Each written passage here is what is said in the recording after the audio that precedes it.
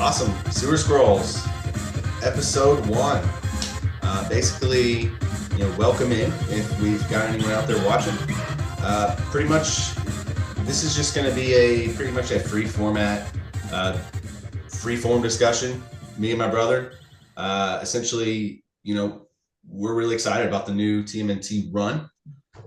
We've actually started on the audio comics already. Those first 2 issues are up on the page. But yeah, we're going to jump right in, man. Issue 1, Raph starts out. Raph is in prison, which is perfect. I mean, this is completely fitting for Raph's issue. And, if you guys have already been keeping up with this run, you know that each of the first 4 issues focuses on one of the turtles, issue 1 being Raph. Starts out, Raph is in prison. You don't really have a lot of background as to why yet, but you just see Raph he's in jail. He's kind of making his way. Really, really cool scene in this book is where, he's kind of hanging out in his cell, about to go to sleep, and then he hears some inmates trying to escape, and then he just goes and sort of kicks their ass and then goes back to his cell. So you kind of think he's about to escape, and then he's just like, no, I just like kicking ass. And then it ends kind of on a pretty awesome cliffhanger there, where all of a sudden these new inmates, they are Foot Ninja. He goes out to see what's going on because they've killed a guard near his cell door. You're left to assume that he's able to reach those keys, that they've killed the guard. He gets out, goes to confront the ninjas, and realizes halfway through fighting them that they're up to something. So he realizes they're not there to kill him. They're there to kill the warden, and it's a frame job. He's been framed by the Foot, and it just really sets up this whole new run. I thought it was amazing. I think anyone who read it and is excited for TMNT, I think this first issue really, really gets you excited for all the new mythos that they're adding to the run. I don't know, man. What are your thoughts? Yeah, I mean, just right out the the gate, just the storyline is really good. The art is just amazing. They switch artists through the different issues. With the first issue is Joel Jones. His art's phenomenal. I really enjoy it. Kind of like you were talking about earlier. This is issue 1 of Teenage Mutant Ninja Turtles. The last run was 150 issues by IDW. This is a new run, new story arc, but in the same universe, same continuity. So it's a really good jumping off point for you guys. And that's why we're doing this podcast. So for me, I couldn't find it in issue 3, and I looked online and nobody's covered. I couldn't really read it. So I'm like, hey, why don't we just do a podcast where we cover each issue? And like you were saying, the first one, Raph, I mean, where else would you put Raph in his own solo comic? He's in prison, he's the outcast. Everybody wants to beat him up. They're trying to make a name for themselves. The warden, it seems as though in the comic, the warden and him have, it says that later they had an agreement because when the Foot Clan, as it turns out, murder him, the safe in his room has their agreement, a contract essentially is gone. He's framed for the murder. So this warden is actually assigning him to keep tabs on the prison and, do certain jobs and stuff for him. So really well written issue, really exciting. Let's see here, what else? Yeah, one thing that you just touched on, I want to highlight there, and that's a thought that I had after reading this, is they teased, they made reference to this deal that he and the warden had. That the warden said, you were in a mess of trouble before you got here. That's why we have this deal. That's why you're here, is to keep these guys in check.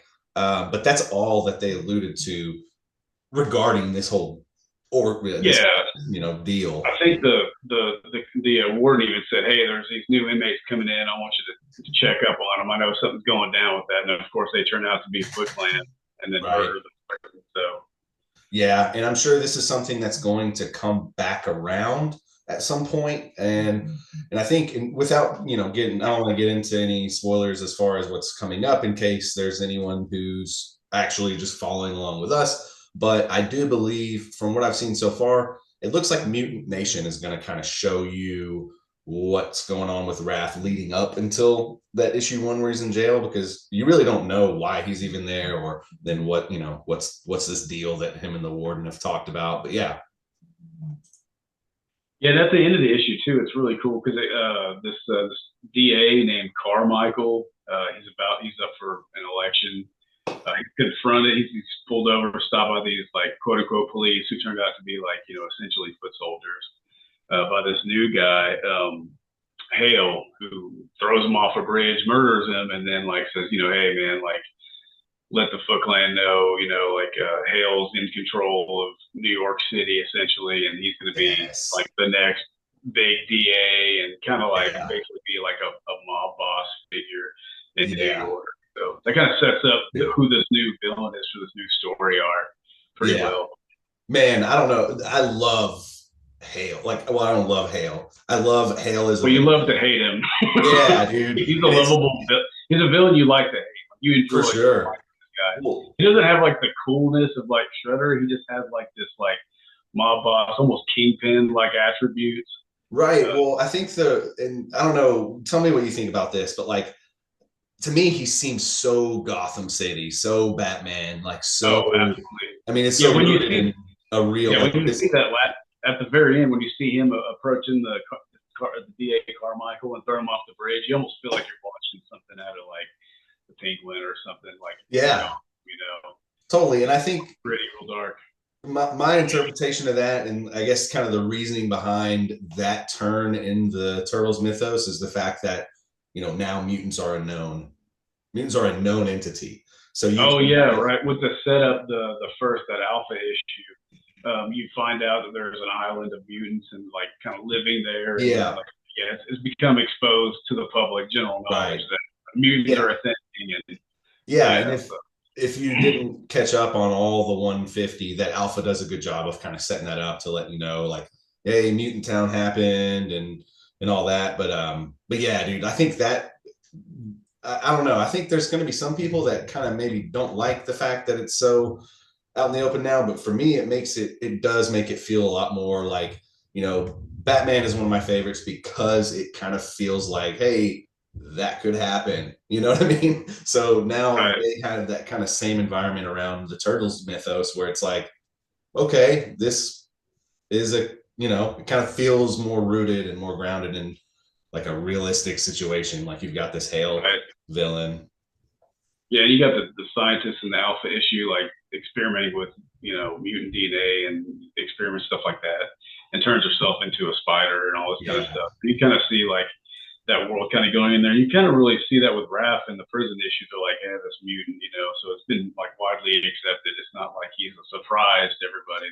They know that the existence of these beings now. So right. I like that, man. At first, when they, and I don't want to go back too far into the original IDW run, but when Old Hob first set off the mutant bomb, I really didn't know how I was going to feel about this whole, like, mutants being a part of, the fabric of New York City. And because, that run kind of focused on Mutant Town for quite a while. And there's a long period where there really wasn't much going on other than like what's life like in Mutant Town. So there for a minute, it was kind of like, I don't know how they're going to handle this.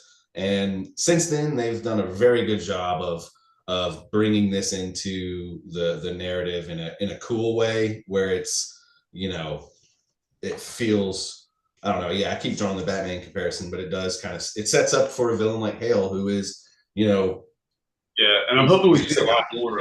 Right, I'm hoping we see a lot more of Old Hob. I think Will is just a really cool, no nonsense villain. Yeah, like he puts mutants in the forefront, almost kind of like a Magneto type character. Like definitely. We're here. Let's push it to the forefront. Let's push the envelope. Mm-hmm. What are you gonna do next? This is kind of like his motivation. And he's just a cool looking character too. Like every issue he's in is just like really pretty awesome. He's kind of like, I don't know, like the Casey Jones of villains mixed with Magneto, I guess you could say. So Definitely, the Magneto comparison really hits for me because yeah, he's all about the voice of mutant kind and all that stuff, but he's obviously pretty radicalized and definitely totes that villain line a little bit more than but at the same time he's not he's a layered character. He's certainly got some complexity to him. I do think we're going to see old Hob in the future issues, so that's definitely something to look out for. And I agree, man, I would like to see more of him. I think he, given the fact that he's the reason why mutants are a known factor in this new Turtles reality, I think it's only fitting that he plays a large part in the story. So I hope so too. And then, man, issue 2 was one. Issue 2 was one that I had been looking forward to for so long. Once I realized that the first 4 issues focused on each individual turtle, and then issue 2 is Mikey's go. What was your reaction? Raph, first you got, Raph in issue 1 in prison. I mean, of course, that's so like super Raph. And then following suit with issue 2 with Mikey, I mean, you couldn't have done it any better with, Mikey spin on things. He's a ninja and living in Tokyo. He's a TV star that plays the ninja. He's basically an icon. He's like a, super mega star there. He like just Mikey being Mikey, really cool story as well. Like it kind of delves into like at the end of the IDW 150 issue where all the turtles, break up, go their own way. You see a lot of animosity, a lot in the comics or in the comic there, the issue where he gets poisoned and he thinks he's actually fighting his brothers and stuff. Yeah, that was cool. That threw shades of Last Ronin to me. That kind of threw, or maybe, obviously we're not really breaking down Last Ronin right now. Maybe that's something we do in the future, but that threw shades of Last Ronin to me, where it kind of really reminiscent of, when Mikey was the Last Ronin. He's still got those, delusions of his brothers always around. So. Right. Yeah. Through the comic, you see him in the background talking to him. Of course, they're obviously not there, but they are for Mikey. They're in his head. They're present with him as he's going through these trials. So, but yeah, he's a TV star in Tokyo. He's the talk of the town. He's whining and dining with like elite, the top tier of Tokyo. Governor, I think. Yeah, the governor thinks he feels like he gets poisoned. He says he thinks it's the frozen or the pizzas he gets from the corner, what is it, the corner store, the corner market or something. Yeah. And he starts getting delusional, and of course that's when the ninjas bust into his apartment, because of course that's what happens when you get poisoned. And ninjas just appear out of nowhere. And so he's realizing that even when he's talking about the pizza, he's at this dinner talking about how great this dinner was. This 5-course, it's like 5-star restaurant. It's like he tells the chef it's the best he's ever had, which he says later it's not, because the best he ever had was, of course, pizza with his brothers and stuff like that. So you see the sentimental part of him, and then right after that, the poisoning kicks in, and he's like delusionally fighting his Raph, Leo, and all the the turtles, when he's really fighting the Foot Clan. And then it's interesting that, man, I just really love the part where he busts out his like diamond encrusted nunchuck. That was awesome. Man, the artwork in this is really good. There's a couple like frames or shots or comic panels where it's just like got really cool action sequences, and he's got these diamond encrusted nunchucks, and you see like sparkling diamonds everywhere. And he's just like swooping ninja, but it's really neat. So he gets them. His poison subsiding. He's coming to. He realizes he's not fighting his brothers. Then he's fighting the ninjas. There's reinforcements. The helicopters drop off these ninjas, and there's one really cool panel. We can like pull it up for you guys, but it's him like busting through this glass, tackling this ninja, and he's just like really taking care of business. I just thought it was super awesome. And then at the very end, the last panel, he's like, I realize I'm not, the poison's worn off. I know who I'm fighting now, and then his actual brother. It seems as though he's fighting Raph in the last panel. Yeah. So like it kind of leaves at a cliffhanger. You're like, man, like you get the feeling that the poison did wear off. Why is Raph there? Why is he still fighting him after he realizes what's going on? He's got these situation. So it kind of leaves a little bit of on a like cliffhanger. No, definitely. So, oh yeah, dude, that came out of nowhere to me. I don't know if you were. Did you at all for a second expect Mikey to just go after Raph like that? I mean, the punch. Okay, I get like the first punch. He's like pissed that that his brothers left him and stuff. But then to like go full on into just like let's battle right now, even though like not really. I mean, in the dialogue and his internal monologue in that issue, he's even saying like, I'm the dumb brother. I got left here by myself. What did I do? I became a fake ninja. Yada yada. Like so, he shows this resentment because of the breakup or whatever. But yeah, like when he actually sees Raph there and then goes like at it, like after he realized he's not poisoned. I think it's like I think he even said something along the lines of he knows I know exactly what I'm doing, and then like the next panel he's like fighting Raph, and I'm like, so yeah, I didn't really see that coming after him being so sentimental about the past and all the experiences they shared. For sure, man. Yeah, that came out of nowhere to me because I'm kind of like, all right, cool, Raph's here, like they're gonna kick some ass and get out of there. But yeah, no, Mikey's really Mikey was really salty about the whole split and everything. Again, it kind of goes back into like the shades of Last Ronin, where it's more I think it's the most impactful to show like Mikey being alone and how he's coping with that, because he is the least equipped for that. Like, well, yeah, and like I think everybody kind of agrees that Mikey is like the least independent of all the turtles. Right. So Butterfly, he loves pop culture, like he loves all this stuff, and that's why like at the Last Ronin, I was talking to somebody not long ago, and they're like, "Is that the one where there's only one turtle and it's like Raph?" And I'm like, "Yeah, no, everyone thinks it's Raph." They're like, "What?" Everyone thinks it's Raph because you see Raph in that situation all the time. Like Raph might as well be a character. Yeah, before I read it, I thought it was Raph. Yeah. Yeah, I mean, everybody, because he's no nonsense, gritty. Got this like kind of chip on his shoulder, disdain for the world. A bit jaded, very jaded, and like so you assume it's Raph. And you come to find out it's Mikey, So I mean, it's so much more impactful. But same with this issue, though. Like that really raised the impact of just kind of like, and the fact that Mikey has it all, and I love the where they threw him into Tokyo as a a ninja TV star was perfect. Like you could picture Mikey saying something like, "I'm huge in Japan," just as a joke, but like they made him big in Japan. I love that. But then it shows he has it all. He's going out to the fanciest restaurants with like the who's who, but it's his social connections and his just sharing the good times with his brothers. Obviously that's what drives Mikey, is like connect, like personal connection, being together. Like he's not equipped to just be out there on his own. So I thought that was cool for them to kind of throw him in an environment in which he's super successful. He's got a whole bunch of attention, which Mikey likes, but at the same time, it really shows a lot. Lately, the new Turtles mythos has given Mikey a lot more depth than it has in the past, I think. So I love that. You mentioned the panels with like where he gets the diamond encrusted chucks out and starts just whipping them. That thing is awesome, dude. Yeah, visuals are great.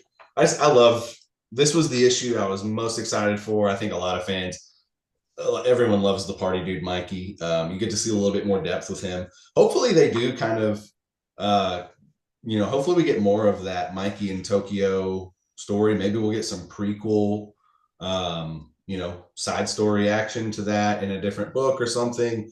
But dude, I freaking loved it, man. It was awesome. And got the Eastman variant cover, which we'll throw up here to show you guys. And then also while we were at the Huntsville Comic Con, got to meet Jason Flowers, who does a lot of variant covers for TMNT and has done in the past. Yeah, actually, that's it right there. And that's the autograph. Really cool dude. Does his own comic book, Bounty, the Bullfrog. Yeah. Yeah, so I'll throw that up there for you guys to take a look at as well. But yeah, man, we both loved, I think it's fair to say we both really loved issue 1 and 2. But yeah, we've definitely got more of the audiobooks coming. We're going to try and catch up with those as quickly as possible to where, we're going to be putting these out, as the issues come out. And then, yeah, man, issue 3, we'll have that up within the next few days. The audiobook, audio comic, and then our reaction episode. We may have touched on this earlier, but ICC Con we went to last week in Murfreesboro. We got plenty of footage there, and do a little episode on that as well. Yeah, ICC Con is a convention that goes on in the Nashville area. Has been for I think it's 8 years now. It's an awesomely run convention by Michael. Always have a good time. This year is turtle heavy. They had Shredder, Splinter, and the other turtles, Ernie Reyes Jr. as well. Really cool. And a few years ago, we got to meet Jim Lawson. Yeah, Steve Levine there. So just really cool. We really enjoyed it. But yeah, we'll do a podcast where we talk about our experience there, who we met, kind of our haul of goodies that we got while we were there, picks and stuff like that. So that'll be fun. Yeah, man, we have a lot to cover from that too. So we'll just do a whole episode on the ICC Con because we have some really cool stuff. We had some great interactions with some of the the Turtles stars. We got some really cool hauls. We even I'll throw in a little nugget here. We even got to see some super rare TMNT action figure prototypes that a new buddy of ours that we met, Ben.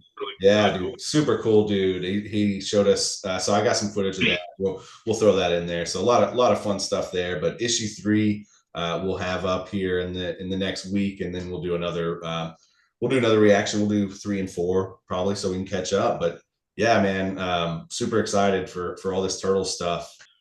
All right, well, that's all we have for today on this episode of Sewer Scrolls. So as always, join us next time, and cowabunga!